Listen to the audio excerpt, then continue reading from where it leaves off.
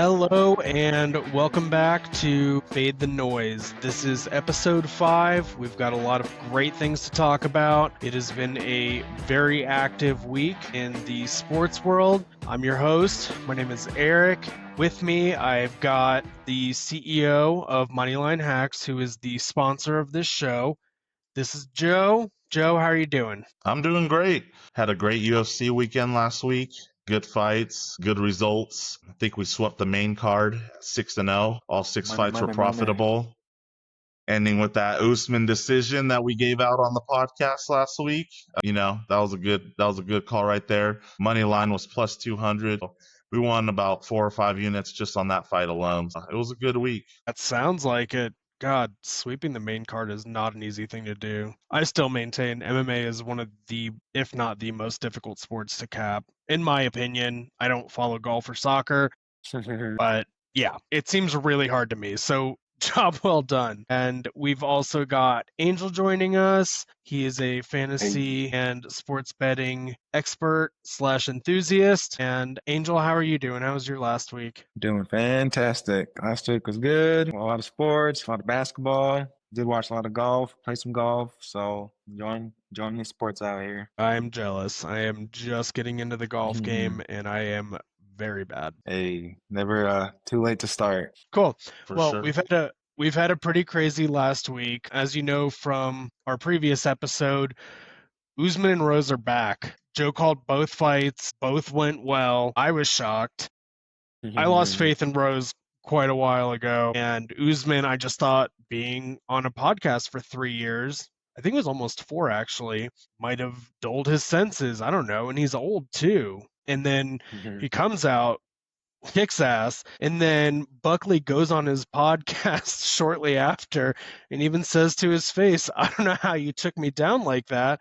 You have no knees.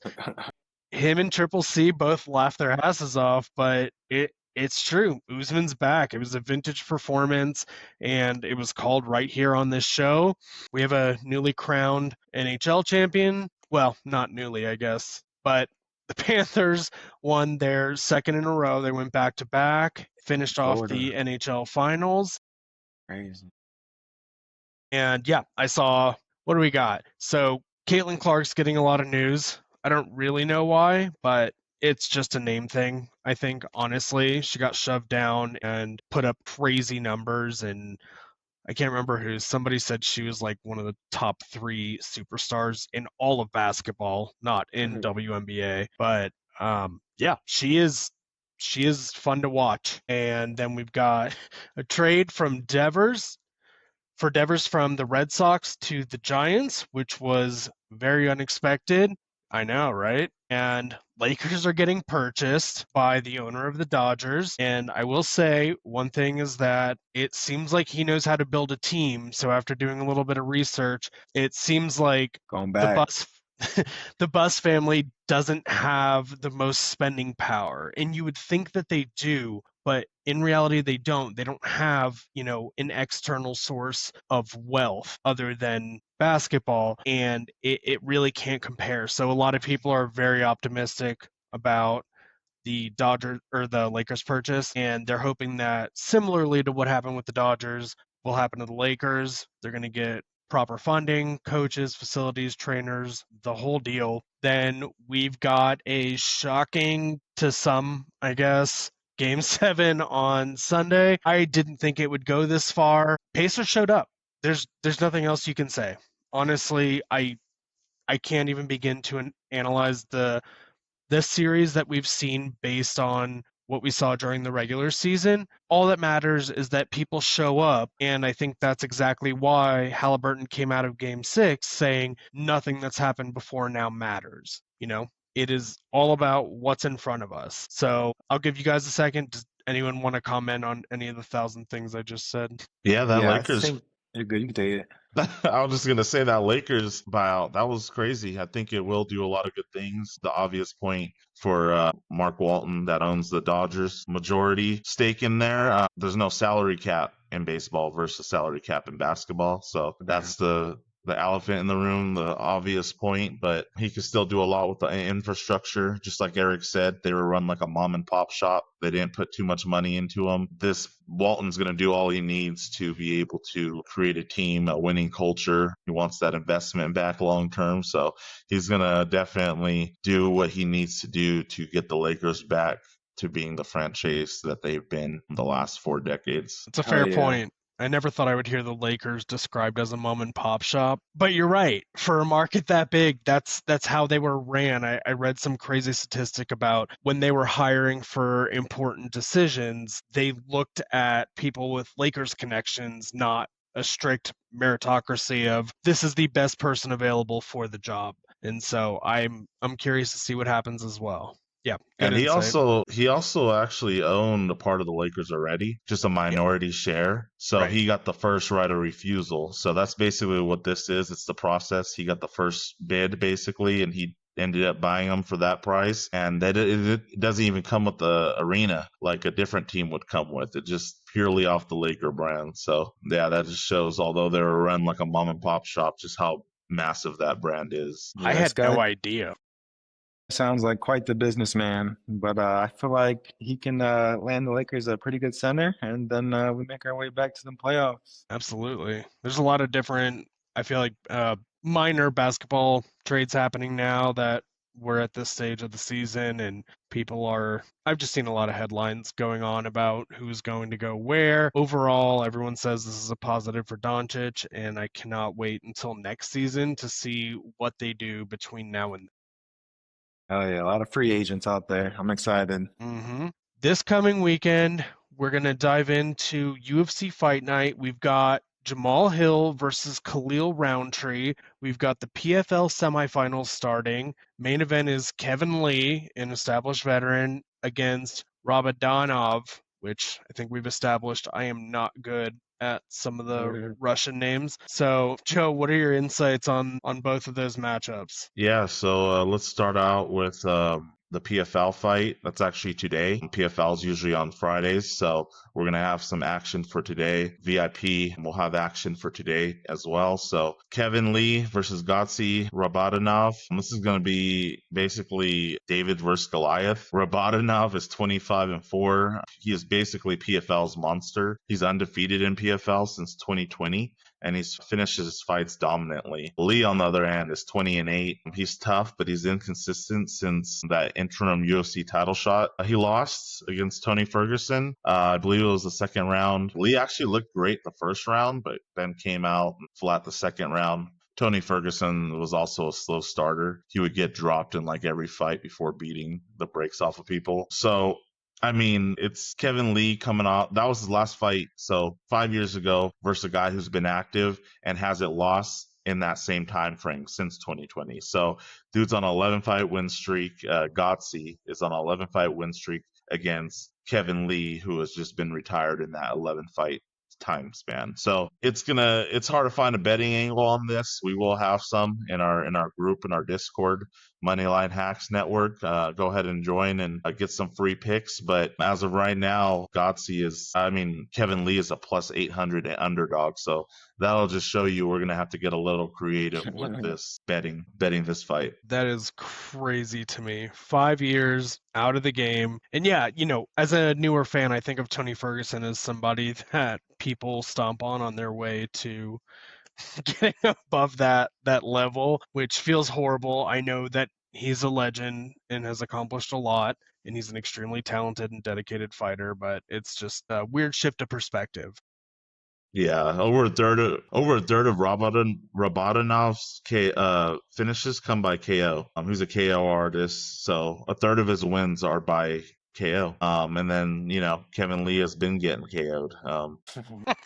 And I would just play this one inside the distance for sure. But even then, those props will probably be juicy. Yeah, Yeah, Gotsi has finished 14 of his 25 MMA fights. So he said that he's looking to try to knock him out in the first. So maybe look for that bet. We'll see. they always say that. That's a hard one to pick. I guess I don't know I how old love that Kevin Lee one. is. It depends on how much chin he has. I have no Oh, idea. yeah. Spectacular fights is what he looks for. So I can see it happening. I Yeah. mean, I love that prop. I'm just trying to pull it up real quick to see if it's even A nice there for the line. Yeah.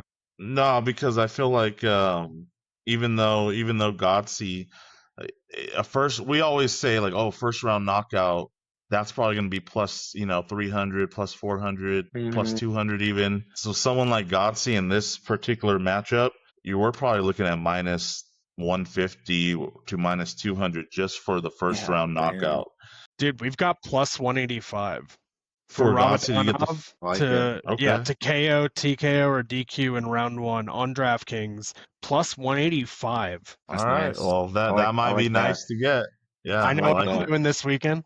Oh yeah. All right, Today, sweet. right? Thank you for the insight. Appreciate it. Any comments? We'll start with Joe again, since we're talking about MMA. Jamal Hill versus Khalil Roundtree. Got any insights for us? Yeah, so for tomorrow's main event, Hill versus Roundtree, that's gonna be an epic fight. That's a hell of a main event to watch, and this card may not be stacked from top to bottom with talent that is noticeable names, but there's still a lot of talent on this card, and it's a top heavy main event, meaning that these guys are holding this whole card on their back mainly with their name, and it should deliver. I'm expecting to see a knockout. I'm expecting Oh to see yeah. someone on the floor. I'm expecting this to be done pretty early. I don't think it'll get past round three. It is a 5 round main event fight in Ooh. Baku. So, Roundtree, he's kind of a controlled brawler. He has one of the most devastating KOs of Paul Craig in 2017. Um, wait, was that Paul Craig? No, no, no, no, no. I don't know. Forget that part. Uh, this dude, okay, I'm tripping. Jamal Hill got submitted by Paul Craig, There we and go. Roundtree has one of the most devastating knockouts of Paul Craig. I know Damn. MMA math doesn't normally work, but yeah, it's two good strikers. Roundtree's a little more chaotic, but still very technical. Lived in Thailand, trained the Muay Thai way. He is all about Damn. it. Hill, you could describe him, I guess, more as a technical striker, but he's dropped 2 straight KOs. First to Pareja and then to Prohaska, which are two of the best in the division and knocking people out. But he's supposed to be right there up with those two, and he lost to both. So it shows his chin right now, maybe in decline. And sometimes you need to take a year off, which he hasn't. Yeah, I'm liking Roundtree in this one. Roundtree's a dog. Like, even the way he lost to Pereira, like, was better than the way Hill lost to Pereira. Like, Roundtree went for 4 rounds, got destroyed, but showed that heart. Meanwhile, Hill got caught in the chin and dropped and ended in the first round. So I'm thinking that Roundtree's chin could hold up better. Although Hill's considered the more technical fighter, I think Roundtree, in my opinion, might be the more technical fighter. So I think he has a higher skill set at striking. So I think Roundtree's like minus 130 right now. So take him by the money line. We've got pick'em odds, honestly, from what I'm seeing right now. That's crazy. I mean, it's a I toss mean, up. Didn't you say yeah. both guys have terrible ground game? Yeah, I mean, they both don't wrestle. This is going to be a stand-up fight. It's a nice stylistic matchup. If you don't like the grappling part of MMA, then tune into this one because there's going to be no grappling. Yeah, yeah, it's just going to be a good stand-up war, and I think Roundtree's going to get him. I mean, he was on I forgot what his win streak was, but I know Roundtree's on a 4-fight win streak by knockout in non-title fights. So if you take away that title fight, he's knocked out the last 4 people he's fought. So Roundtree is no joke right now. He could easily be the champion of the division if Pereira wasn't there, and yeah. Interesting. Okay, thank you. Angel, you got anything to add? Pretty much covered all the bases, I'd say. I definitely agree with all his points. 10 wins by knockout for Roundtree, so I can see him getting another one tomorrow. And like you said, he had a much better fight against Pereira than Hill did, so that shows a lot. More heart. He took an uppercut, then like a body shot, then went down in that last fight against Pereira, but it was like round 4, so yeah. Definitely went all the way. I like Roundtree against Hill. I got minus 155 odds for that fight. Jamal Hill plus 130 odds. But yeah, I'm thinking Roundtree. What book are you guys using? That's crazy. Well, it shows minus 155 on the UFC website, so I'm not sure what Oh, book okay. they're You don't have to using. look it up. I was more just curious. I was like, really? Is DraftKings different from state to state? Yeah, we don't even have DraftKings over here in Minnesota. We got Oh nothing. Yeah, yeah, that's So right, that's right. And we I got I nothing. remember I read something, I think DC came out. He was talking about one of the guys, I really can't remember whichever one Joe said like showed a lot of heart, gave a lot of he went 4 rounds against Roundtree. Pereira. Yeah. Roundtree. Okay, yeah. He was saying that was like the best he can do. He's like he had an amazing night and he showed his best. Well, every time I watch a UFC fight, whoever DC's cheering for, I don't want them to win. So I think he's full of shit, and I disagree with everything he says.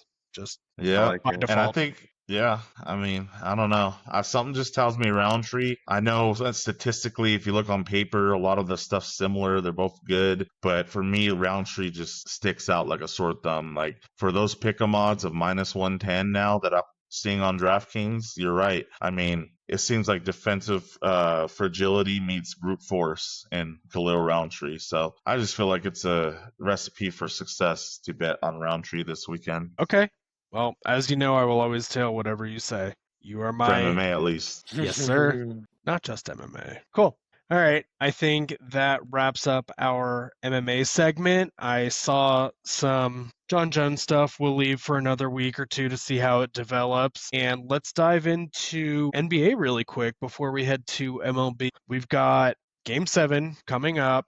We had Game 6. Does anyone have anything to say about Game 6 performances or what to expect in Game 7 other than, we'll see and who's going to be hot? I know you guys said earlier SGA is primed to come out and destroy. It's more just what are your insights? Yeah, we didn't see much out of SGA and Halliburton game 6. Not much from game 5 either. So I'm looking for a point guard shootout kind of deal. One of them are going to win MVP, I think. Pascal did win the MVP in the last semifinals. He's always good. Did great. Bet on him in the first half last night. Those hit. Second half, he didn't need to do anything because they already win it. But yeah, it's gonna be a epic game. It's gonna be a I think they play more defense this game. They didn't. They had maybe 4 or 5 assists total last game, and that's usually doesn't lead to many points. A lot of missed shots. They could not make threes for nothing. But I think they're gonna take a few days to practice some threes, have a good bonding time, and come out shooting game 7. Hold on. You think you said go practice some threes? I've always actually thought about this. So with NBA players, obviously they practice a ridiculous amount of shots, and I always kind of assume it's either a night where the shots fall or the shots don't.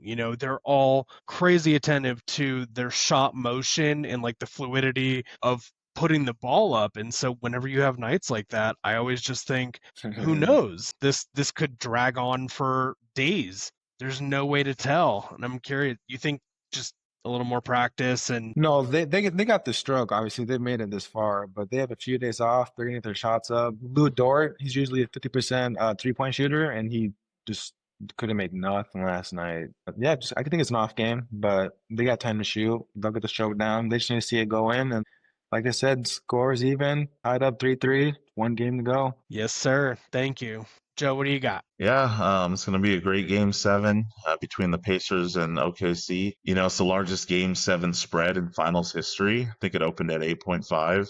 The total set at 215.5, I believe, or at least it started it that way, which was also the highest ever for a finals game 7. And home teams are actually 15-4 in finals game 7s. So there's a slight edge for OKC.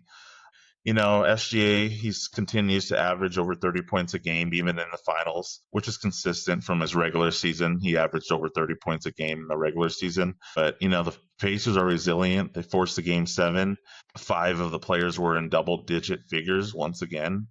Role players like Toppin, McConnell, and Nemhart, they continue to show up big. The public seems to be piling on the Thunder money line, but I feel like a sharp will play the Pacers spread, especially due to their resilience and value. For the total, I'm actually leaning under. Game 5 and 6 hit unders, and historical data looks like it's pointing to this once again for Sunday night's game. And just in general, finals have been under historically game 7. So yeah, I'm liking the Pacers spread angle, but also slightly lean the under for that game. Okay, great insight. Hearing all that I went to look up really quick to see how the Pacers performed against the spread when on the road against OKC, and Google sucks, so I give up. We'll see. Someone smarter than me can look it up. But yeah, I agree with everything you said. I'm not surprised the public is piling onto the money line. It's the obvious choice. Whether or not it's the correct one remains to be seen. The spread is that's what I'm going to do too. I might even buy some points, eat the juice, and just, give myself a little safety net and hope that, the Pacers ball out, keep it close. I think they will. I think when it comes late in this game, it's going to be intense game 7, and the Pacers are just going to be hanging around late game. I think it's going to be determined in the fourth quarter, as a final should be determined. Mm-hmm. And I think that's actually been the case in a lot of the other games as well. Came down to fourth quarter performance. Yeah, except for yesterday. OKC just gave up. Bro, they were down 30 going to the fourth quarter. There's no coming back. But there was a They chance, didn't. but they just no coming back. I should have They didn't, clarified. Crazy. they didn't even score for 5 minutes in the second half. Bro, it was so bad. Should have definitely bet more unders, but I'm thinking overs for next game, so we'll see. Oh, interesting. Cool. All right.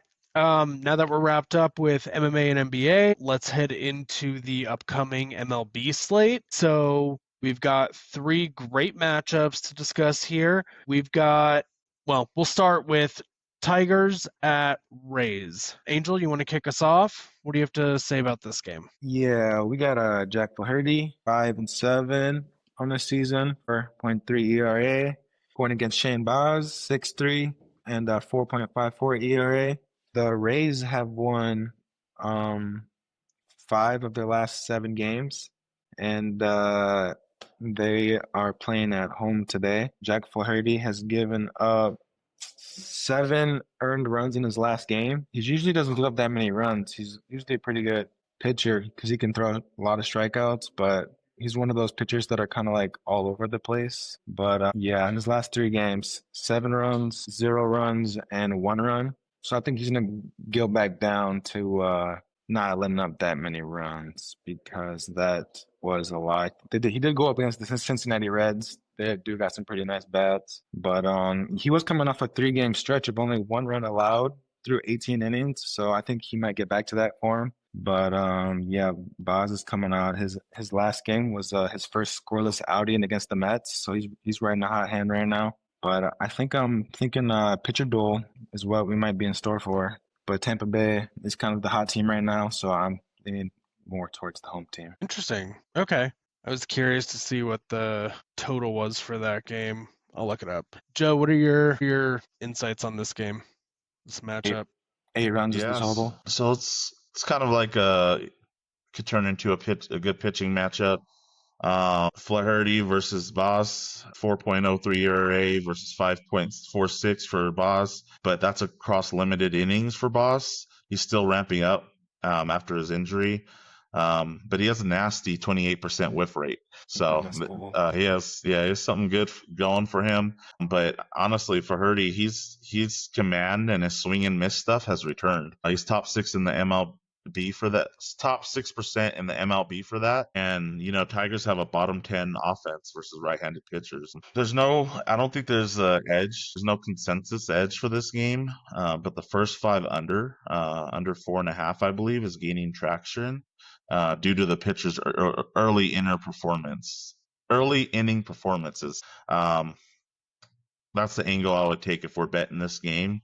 Flaherty ranks 3rd among American League starters and first inning strikeouts over the past month. Combine that with Baz's volatility and a no-run first inning play may also be the way to go. So let's stick with those first 5 innings or that first inning and make some money on this. Yeah. Great. Absolutely. Thank you both. Next up, we've got Orioles at Yankees. Joe, if you want to continue on, what are your thoughts on this matchup? Yeah, so we got Max Fried. He's in CY Young form. He's 1.89 ERA with 0.97 WHIP across his last 8 starts. That's with some stats right there. So he's doing good.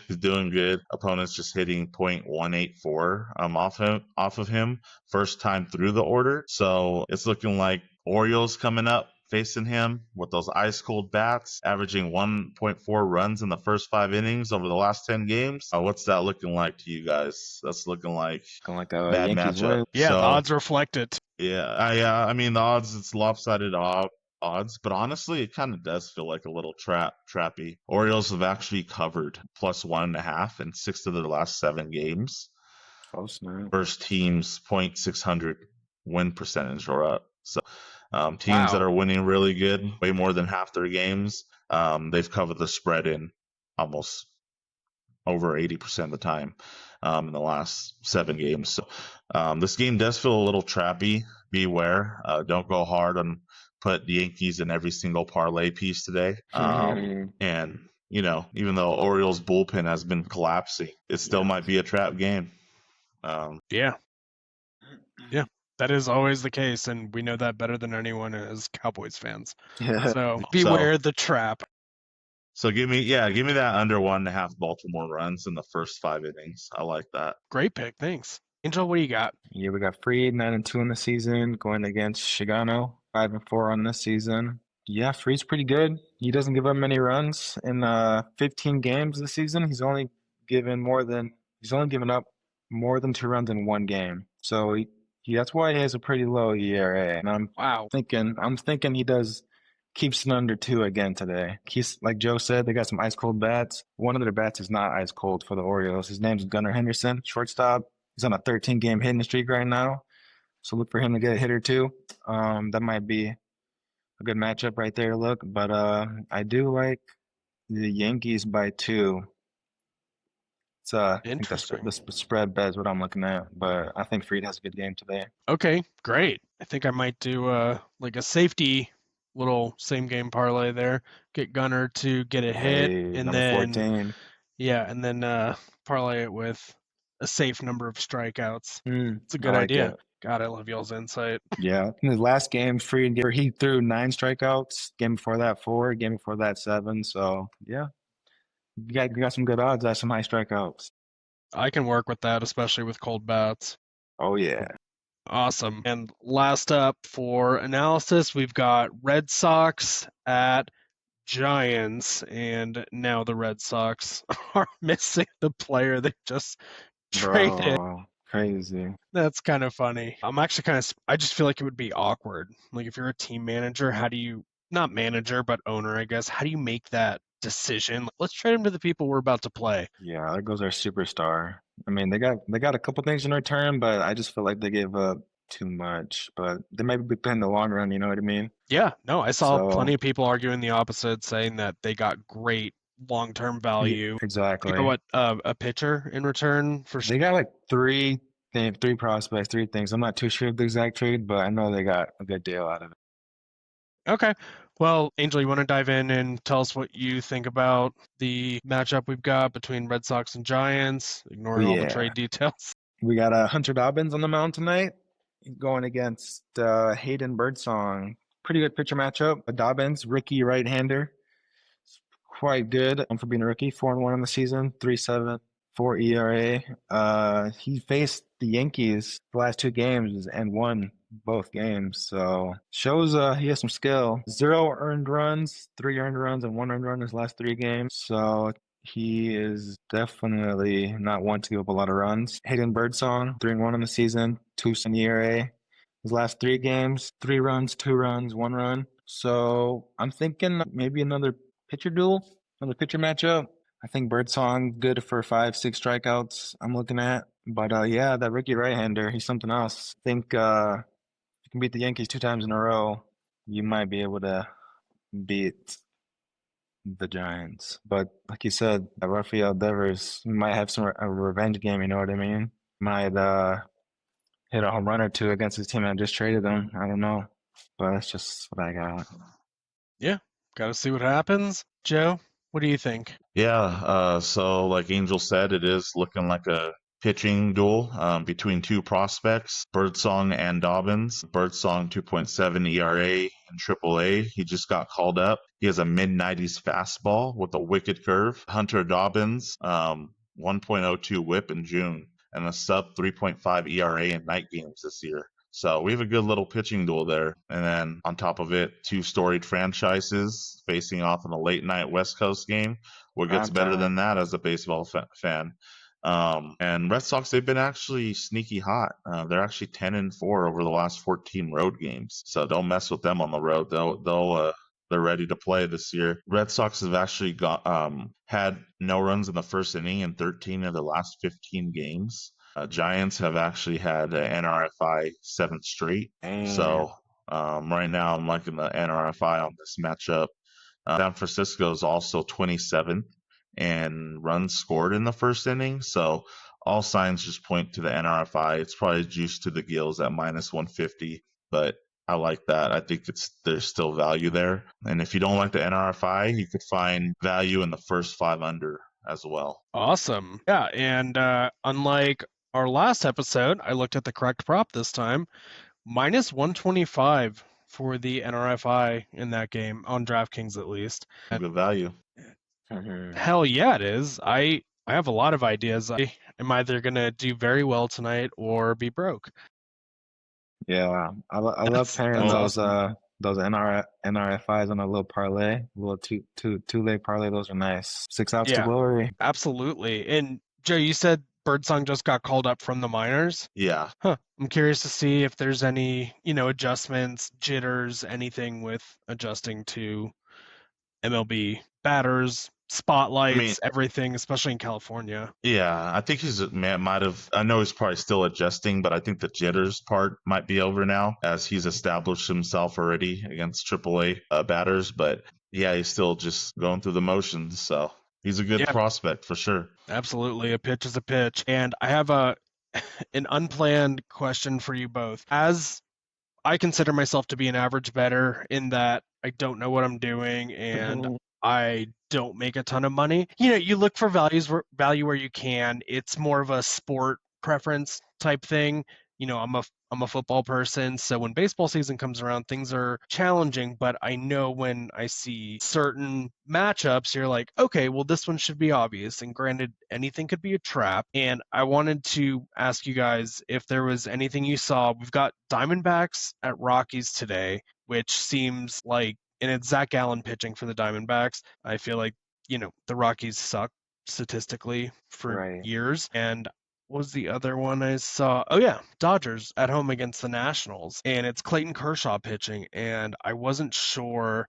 Honestly, I just asked this because if I were to glance at the schedule, not knowing anything, my first thought would be, okay, let's parlay these two money lines and see what happens. And really, I just wanted to get your thoughts and opinions. Angel, do you have anything? I know it's unplanned. I'm not expecting you to roll off statistics. It's more just, gut feeling. Yeah, I mean, I'd say look at them pitcher matchups.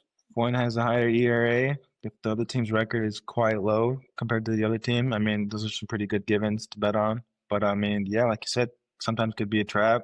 I like to look at the couple of recent games from that pitcher, but then again, it's a new game, anything can happen. But I don't know too much about baseball, but I'm learning more and more as I play fantasy and watch it.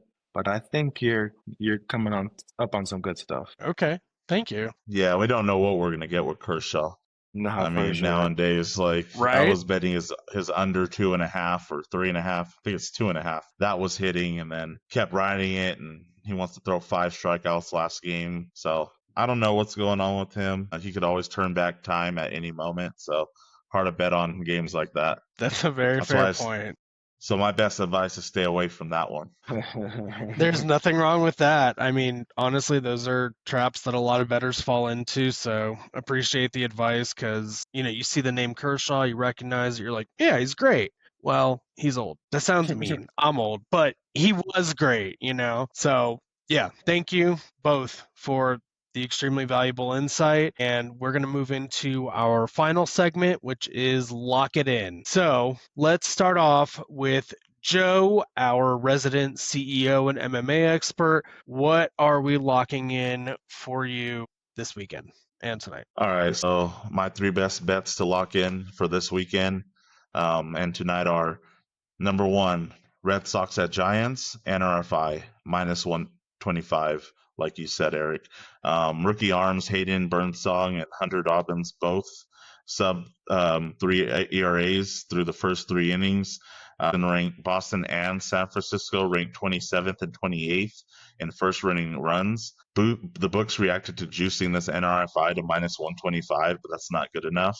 Models are still showing this hit almost 60% hit rate on this bet. That's as good as you could get on a best bet. So I'm very confident in that one. Second best bet number 2. We're going to go with the Pacers spread. I'm liking Pacers to cover the spread. I think this game's going to be tight. It's going to go down to the wire, I feel like. And I don't think we're going to get a game like we got yesterday for game 6 where one team just gives up. Both teams are going to give it their all. And then also OKC's average winning margin at home this postseason is 6.4 points. So regardless if the spread falls to +7, it's still a good bet. Best bet number 2. Let's go over to UFC. For this fight, I like Roundtree money line over Jamal Hill. Roundtree money line is a pick'em, minus 110. If you ever feel so strongly about a pick'em, pick them. I'm picking Roundtree to win. I think he's going to win dominantly. He's in Baku, and I think he just travels better. He loves traveling. So I know Jamal's more of a homebody. Roundtree's more of a traveler. Any little factor like that could influence the fight. That's just one of the many factors. I think Roundtree has the power advantage. I think Jamal Hill's defense is not as good. He actually takes more absorbed strikes per minute as well. And you don't want to take more strikes when fighting Roundtree. The way to beat him is you strike him more, like Alex Pereira did, and you have good striking defense. This just seems tailor-made for Roundtree. So give me that as my third best bet. Hell yeah. I'll take it all. And to your point about the Pacers spread, regardless of the historical record, you're right. I mean, with them, their statistics show that they're giving up X number of points at home, and no one's going to give up. Game 7 NBA Finals, nobody can't show up to that. And I completely agree with I didn't know this about, the homebody thing, but I'm just telling you, as someone who's not a professional, even if I had to go fight somebody, I would much, much rather do it here than travel a great distance, because I don't know, it fills me with anxiety. So I will be betting every single one of those. Thank you, Joe. Appreciate it as always. Angel, what do you got? What are we locking in from you this weekend? I also have 3 bets we're looking at for a NBA Finals bet. I'm taking SGA, his point spread. We don't have a DraftKings book, but we got like Price Picks, things like that. But you can find those individual bets on your sports books too. But I'm taking his over on points, which is like 33.5, maybe bump to 34.5. But Thunder never won a championship. He's going to go all out. He's going to start scoring from the start. He had 2 points in the first quarter, last game for like, I don't know, more than half the quarter. So like, it's not going to start like that, I don't think. But that's my NBA bet. 2 baseball bets. I'm doubling down on that Yankees game. I'm taking the spread by 2, Yankees by 2. I like that pitcher matchup. Reed's pretty good.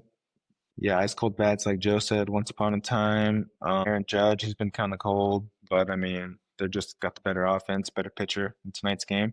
And for my last bet, we got the Phillies against the New York Mets. Mets are on a current 6-game losing streak. Phillies have won 8 of the last 10 games. Phillies favored at home tonight. They got Zach Wheeler on the mound going against rookie. What is his name? Just saw it too. He just got called up from AAA. His name is Tidwell. Yeah, he's making his second start in the MLB. The Mets have a couple pitcher injuries right now. But yeah, Phillies playing at home tonight. Looking at a mismatch on the mound. So I'm taking the Phillies in that game. But also for Price Picks, which is what I have, I'm taking Zach Wheeler's pitcher fantasy score. So I'm taking the over on that because I think he does good tonight. Okay, great. Yeah, I'm surprised to hear this person got called up from AAA. Yeah, I guess there's a shortage of pitchers right now. But yeah, from everything you said, Zach Wheeler's a stud, and the bats are hot. Their team is actually unreasonably stacked. So yeah, it's not fair. Completely agree with your picks. Yeah. And thank you for sharing it with everybody. That's the end of our episode. Thank you, everybody, for tuning in. Once again, we've got Mr. Angel, our fantasy enthusiast and general stats person, and Joe, the sponsor of our show as the CEO of Moneyline Hacks. Join the Discord. I guarantee the picks that you hear here will be a subset of what you get as part of the VIP package. I hope everybody wins a bunch of money, that it's a great weekend. Enjoy yourself and have a good one. Let's cash. Hey, go Thunder.